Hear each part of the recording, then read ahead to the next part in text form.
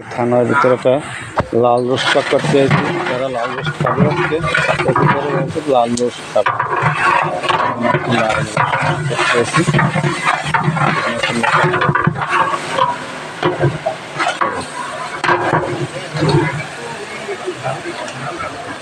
লাল roast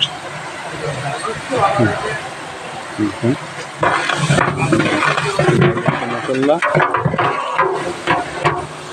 আমাদের থানার মন্নন বাবুর্চি আমার ভাই মন্নন এই লাগতেছে আজকে লাল রোস্ট খাবে।